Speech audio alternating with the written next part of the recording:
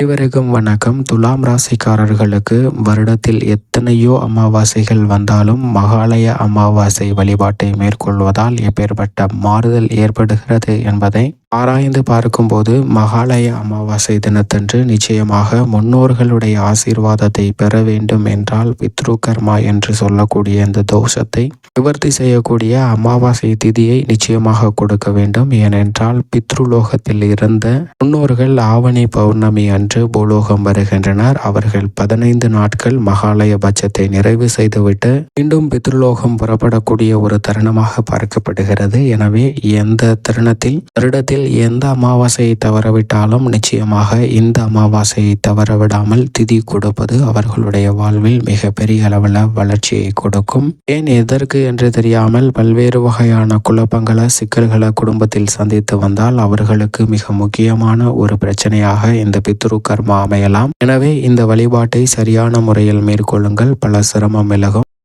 நவ கிரகங்களின் பெயர்ச்சியால் ஏற்படக்கூடிய அதிரடியான மாற்றங்கள் என்ன, ஒவ்வொரு கிரகத்தின் தன்மையும் எப்பேற்பட்ட மாற்றங்களை ஏற்படுத்தி கொடுக்க போகிறது, ராசி பலன்கள் என்ன, கோவிலில் வழிபாடு எப்படி மேற்கொள்ள வேண்டும், நவ கிரகங்களை எப்படி வழிபாடு செய்ய வேண்டும், பூஜைகள் மற்றும் அதற்கான பரிகாரங்கள், வாஸ்து மற்றும் மகாலய அமாவாசை வழிபாட்டை எப்படி மேற்கொள்வது என்பது உள்ளிட்ட பல முக்கியமான பயனுள்ள தகவல்களை பதிவிட்டுள்ளோம். அதை தெரிந்து கொள்ள நம்மளுடைய இணையதள பக்கத்தை பார்வையிடவும். அதற்கான லிங்க் டிஸ்கிரிப்ஷன்லையும் சேனல் பேஜ்லையும் இருக்கு, மறக்காம போய் அதையும் பாருங்க.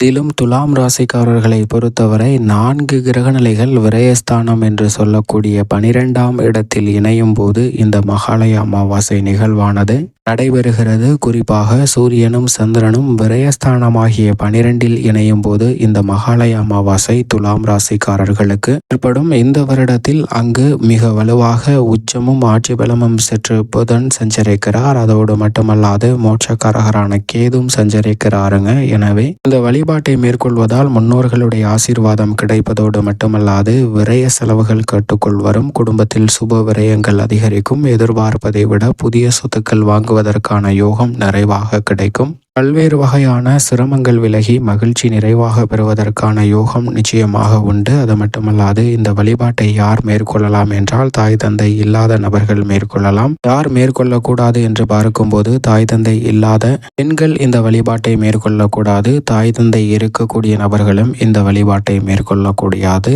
அமாவாசை தினத்தன்று இந்த வழிபாட்டை மேற்கொண்டு விட்டு காகத்திற்கு உணவு படைக்க வேண்டும். ஆலயம் சென்றும் வழிபாடு மேற்கொள்ளலாம். அன்னதானம் செய்வதாலும் சிறப்பான மகத்தான பலன்கள் உங்களை தேடி வரும். துலாம் ராசிக்காரர்களுக்கு